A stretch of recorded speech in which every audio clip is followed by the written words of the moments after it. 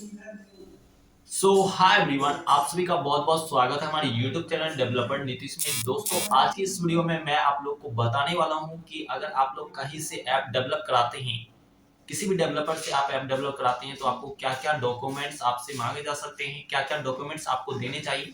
तो इस वीडियो को लास्ट तक देखिए। चैनल पे नए आए होंगे, चैनल को सब्सक्राइब कर ले, क्योंकि यहाँ पे आप लोगों को ऐप और वेबसाइट से रिलेटेड आप लोग को नॉलेज दी जाती है।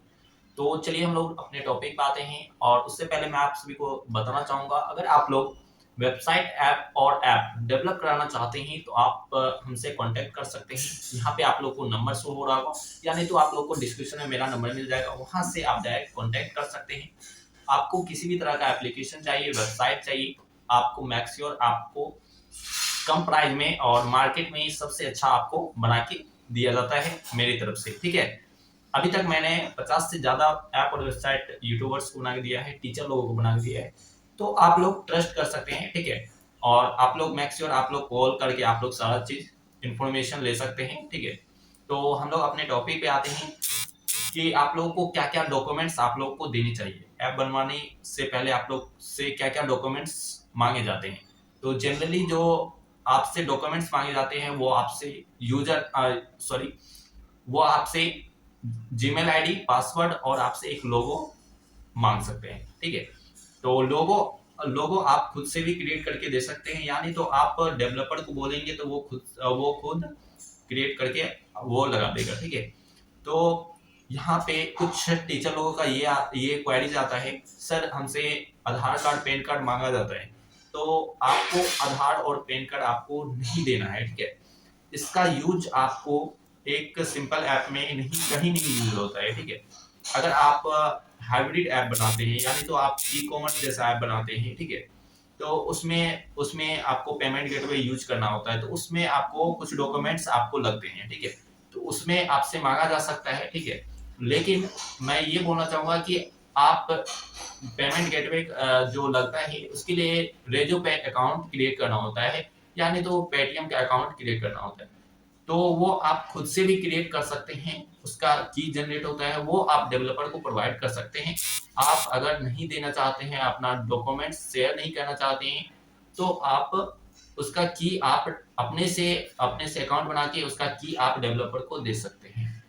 तो ये सारी इंफॉर्मेशन थी जो मैंने आपको क्लियर कर दी है। और आपको मैं बताना चाहूंगा कि अगर आप फर्स्ट टाइम ऐप डेवलप करा रहे हैं, ठीक है, तो सर्च कंसोल आपको खरीदना होता है। ठीक है, तो जनरली जो होते हैं डेवलपर वो पहले से सर्च कंसोल खरीदे हुए रहते हैं। अगर आपको उसमें होस्ट कराना है तो आप उनको बोलेंगे तो वो कर देंगे। ठीक है, वो कम ही पैसे में आप वो कर देंगे। ठीक है, यानी तो उनका जो भी चार्जेस रहता है उसी में वो इंक्लूड रहता है। ठीक है, नहीं तो किसी किसी का अलग रहता है, तो आपको खुद से परचेज करना होता है कंसोल, जिसके थ्रू आप प्ले स्टोर पे अपने ऐप को पब्लिश करते हैं। ठीक है, तो उसका $25 आपको लगते हैं फर्स्ट टाइम। ठीक है, और मैं एक चीज और क्लियर करना चाहूंगा कि बहुत सारे का ये क्वेरीज रहता है, सर क्या डोमेन नेम भी यूज होता है, क्या डोमेन नेम परचेज करना होता है, क्या ऐप बनवाने में क्या डोमेन नेम भी लेना होता है क्या।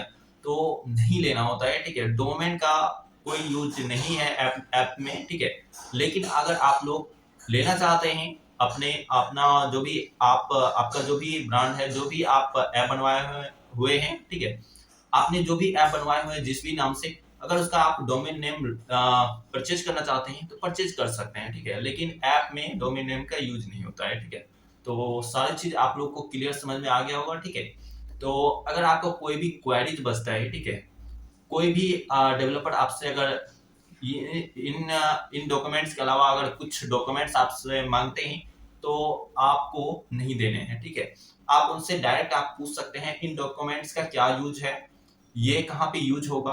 तो उनसे सारा चीज पहले नॉलेज ले लें।